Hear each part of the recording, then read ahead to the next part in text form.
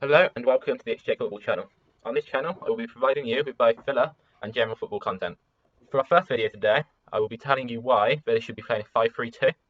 The 5-3-2 has been very successfully used by Sheffield United this season, in their first season back after promotion from the Championship. They also used the formation last season to great effect on their promotion from the Championship to the Premier League. I'm not just using Sheffield United as an example because we have them in our first game, but because they've been so successful with it this season. I will be giving you play-by-play analysis of how we can use it in relation to Sheffield United and how it can be successful, as it has already been successful for Villa this season by using 5 at the back. I believe some of our best performances have came by using 5 at the back, including the game against Burnley on New Year's Day. You may remember the Grealish goal in that, as well as the great win over 2 legs against Leicester in the Carabao Cup. First of all, we'll look at the defence and go forward from there. In the wing-back positions, we have Frederick Gilbert and Matthew Targett, both of whom are better suited to the wing-back role than the traditional full-back role, and I believe have both put in their best performances, in particular in the game against Leicester in the second semi-final, as a wing-back rather than a full-back.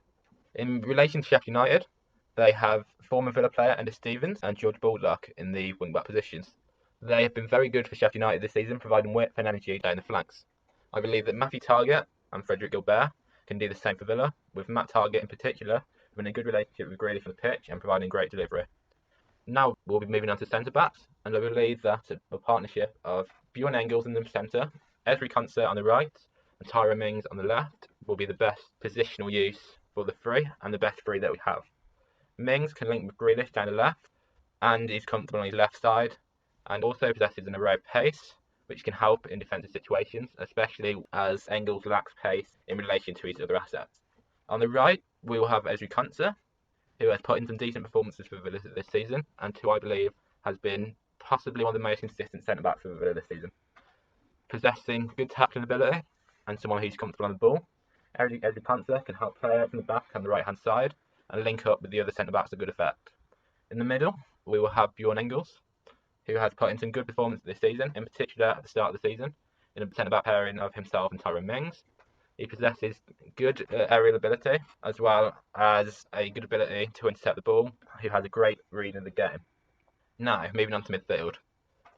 This is where I think we have the best ability in the team, and better ability than Sheffield United in this position. If you compare Grealish, McGinn and Nakamba to Fleck, Norwood and Slanderberger for Sheffield United, I personally believe that we have the better three overall, in particular the quality of Grealish and McGinn, to help us in forward areas as well as be combative in the midfield. Starting with Nakamba though, I believe he can be perfect in that midfield three as a ball winner in that three, who can then give the ball, play simple passes to Grealish and McGinn. He can then work the magic in forward areas. Nakamba can be the glue that holds the three together and a pivotal part of that midfield three.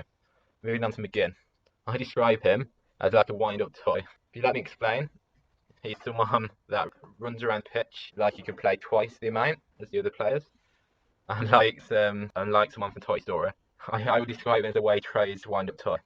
Bundles of energy with quality to match it. That great goal against Sheffield Wednesday last season shows the ability that he has and can bring to this Villa team in the remaining games. Now moving on to the most important player in our team, Jack Grealish.